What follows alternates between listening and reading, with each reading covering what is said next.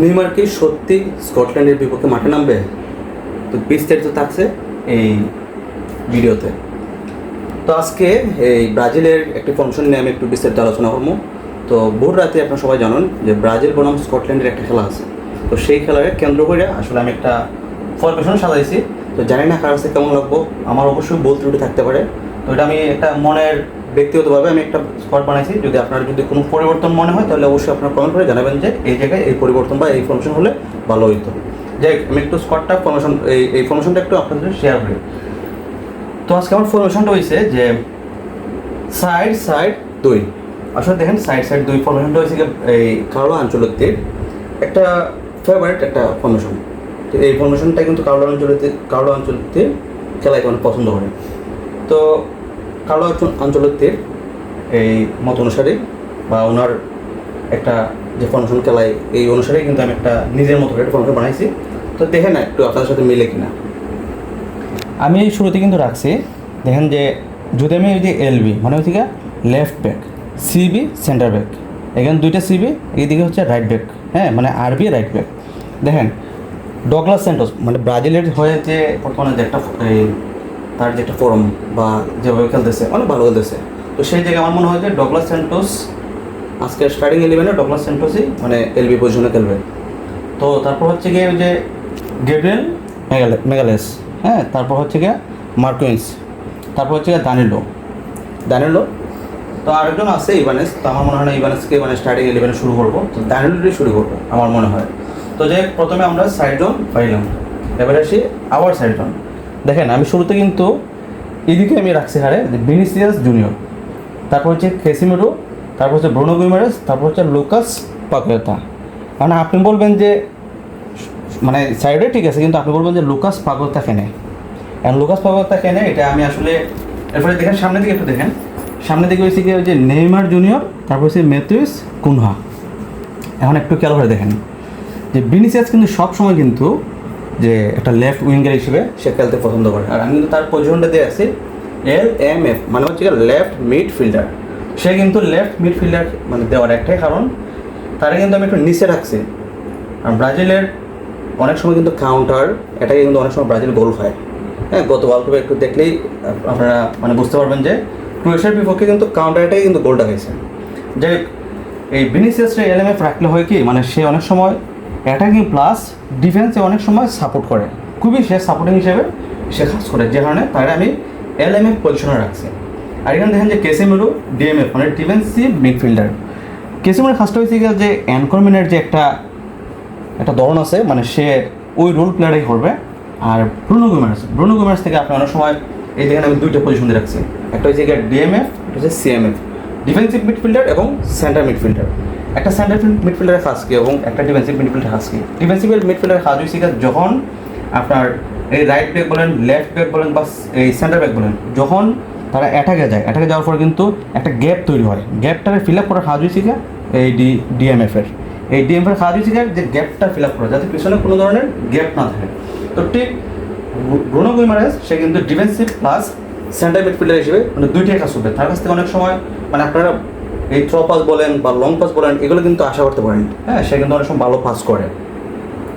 তারপরে দেখেন যে লুকাস পাকুয়েতা আমি কেনে RMF রাখছি। RMF মানে হচ্ছে যে রাইট মিডফিল্ডার, মানে RMF রাখার আমার কাছে মনে হয়েছে ব্যক্তিগত কারণ যে আসলে লুকাস পাকুয়েতা আসলে দেখেন এই পজিশনের জন্য কতটুকু পারফেক্ট এটা মনে করেন যে আমার ব্যক্তিগতভাবে মনে হয়েছে যে লুকাস পাকুয়েতা এই জায়গার জন্য পারফেক্ট। আপনারা কইতে পারেন যে রায়ান আছে, লুইস হেনরিক আছে, রায়ান আছে, ঠিক আছে। তো তারপরও লুইস হেনরিক কিন্তু সুপার সাব, সে মানে হাফ টাইম পরে যে নামে তখন সময় কিন্তু একটা ভয়ঙ্কর রূপে নামে। তো আমি কিন্তু লুইস হেনরিক রাখছি যে হাফ টাইমের পরে, এই জন্য আমি মেইন শুরুর একাদশে রাখছি না। আর লুকাস পাকুয়েতা রাখার একটাই কারণ হয়েছে সে কিন্তু সেন্টার মিডফিল্ডার বা অ্যাটাকিং মিডফিল্ডার হিসেবে খেলতে পারে। সে যদি মাঝে মধ্যে বল যদি একটু এই ধরেন কিছু পাস করে বা সামনের দিকে যদি কিছু একটু থ্রো পাস বা একটু মিডটাকে যদি মিডে যদি একটু শক্ত রাখার চেষ্টা সে করে, তো এই জন্য কিন্তু আমি মূলত লুকাস পাকুয়েতারে RMF প্লাস অ্যাটাকিং মিডফিল্ডার বা সেন্টার মিডফিল্ডার মানে মোটামুটি সব পজিশনে কিন্তু রোল প্লে করতে পারে, মানে উইঙ্গার ছাড়া। দেখেন তারপর যদি আমি যদি নেইমারে দেখাই, তো নেইমারের কিন্তু ASS পজিশন দিয়ে রাখছি। এখন আপনারা বলবেন যে এই ভাই নেইমারের অ্যাসেস পজিশনে রাখছেন কেন, বা নেইমার আজকে খেলবো কি না, এটাও অনেকে মানে শিওর জানে না। তবে আমার ধারণা মতে নেইমার দেখেন যে দীর্ঘ একটা ইনজুরি খাটাইয়া সে আজকে এই কোচ কার্লো আনচেলত্তি ঘোষণা করছে যে নেইমার নাকি আজকে স্কটল্যান্ডের বিপক্ষে মাঠে নামবে। তা আমার ধারণা মতে মনে হয় যে দীর্ঘ ইনজুরি খাটানোর পরে শুরুর একাদশে নেইমারে মানে লইব কইরা আমার মনে হয় না। আমার মনে হয় যে হাফ টাইমের পরে হয়তো বা 60 মিনিটের পরে অথবা 70 মিনিটের পরে হয়তো বা নেইমারে দেখা যেতে পারে। তবে একটা কারণ, যদি যদি আজকে ব্রাজিল একাদশটা যদি স্কটল্যান্ডের বিপক্ষে যদি মনে করেন যে গোলের লিডে আছে অথবা গোল হইতেছে না, যদি গোল হইতেছে না, গোল প্রয়োজন, সেক্ষেত্রে কিন্তু নেইমারে কিন্তু নামাইতে পারে, গোল দেওয়ার জন্য কিন্তু নামাইতে পারে। আর দেখেন আজকের ম্যাচটা ব্রাজিলের জন্য খুবই গুরুত্বপূর্ণ।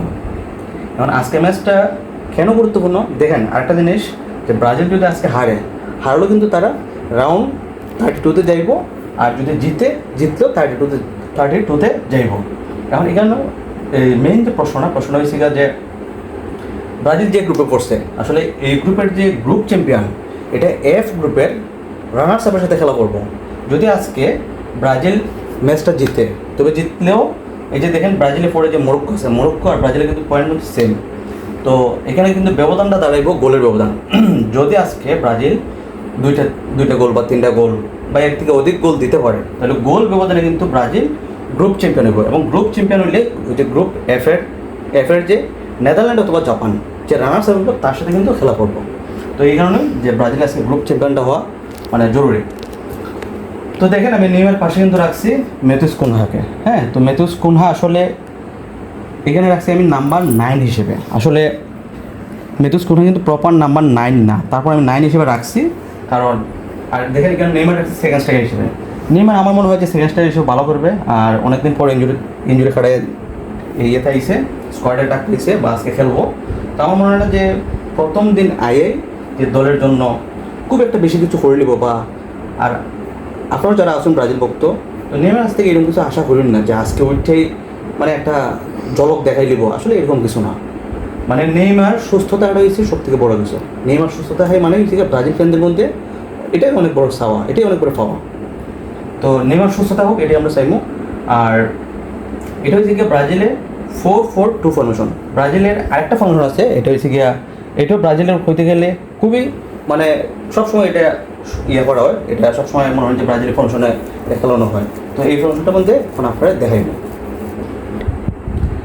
এটা হচ্ছে ব্রাজিলের আরেকটা ফর্মেশন। এতক্ষণ আপনারা দেখাইলাম সাইড 2, আর এটা হচ্ছে গিয়ে ব্রাজিলের সাইড 2-3-1। এখন ফর্মেশনটা একটু আপনাদেরকে একটু দেখাই। এই যে দেখেন সাইড 2-3-1। তো এই ফর্মেশনের মধ্যে আসলে দেখেন এটা কিন্তু ব্রাজিলের একটা হইতে গেলে একটা জাতীয় ফর্মেশন। এটা কিন্তু এর আগে কারো মানে ব্রাজিল টিমে আসার আগে এই কোচ তিতে আসছিল, মানে সে কিন্তু এই ফর্মেশনটা মানে খুব বেশি ট্রাই করতো। এবং এই ফর্মেশনটা যেমন আমি দেখছি যে আসলে ব্রাজিল টিমের সাথে মানে যায়, মিলে যায় আর কি। তো দেখেন মানে সেমভাবে মানে সাইড 2-এর সাথে মিল রেখে যে পিছনের সব কিছু ঠিক আছে এবং মিডিও ঠিক আছে, জাস্ট ফর্মেশনের মধ্যে একটু চেঞ্জ আর কি। মিডিও ঠিক আছে, এখানে কেসিমিরো আছে, ব্রুনো গোমেজ আছে। তো এখানে কিন্তু আগে কিন্তু ভিনিসিয়াস ছিল যে এই জায়গায় LMF, তো এখানে ভিনিসিয়াসকে রাখছে যে RWF। তো এখানে কিছু পরিবর্তন আছে। এখানে দেখেন এখানে আগে ছিল আমি রাখছিলাম লুকাস পাকুয়েতাকে, হ্যাঁ, তো এখন আছে রায়ান এই জায়গায় কিন্তু রাইট উইংয়ে রাখছি রায়ান। কারণ আপনি কিন্তু এখানে আবার কইতে পারেন যে এখানে তো আসলে এই ইয়ারে রাখতে পারতেন লুইস হেনরিকে। আর একটা কথা বলে রাখি যে রাফিনা কিন্তু ইঞ্জুরিতে, নাহলে রাফিনার আমি এই জায়গায় রাখতাম। রাফিনা ইঞ্জুরিতে, রাফিনা আজকের ম্যাচে থাকতো না। তো রাফিনা নাই দিকে আমি মনে হয় যে এই জায়গায় স্টার্টিং 11 আমি রাখছি রায়ানের। তো রায়ানের পরবর্তী সাব হিসেবে কিন্তু লুইস হেনরিক খুব হার্ড জোগাড়ে। তো লুইস হেনরিককে এই জন্য আমি স্টার্টিং 11-এ রাখছি না হয়তো বা। আসলে দেখেন একটা জিনিস যে কার্লো আনচেলত্তি এমন এক কোচ যে অনেক সময় এরকম হয় না যে আমরা এই পরীক্ষার আগে পড়ে গেছে একটা আর পরীক্ষা আগে আইসে আরেকটা।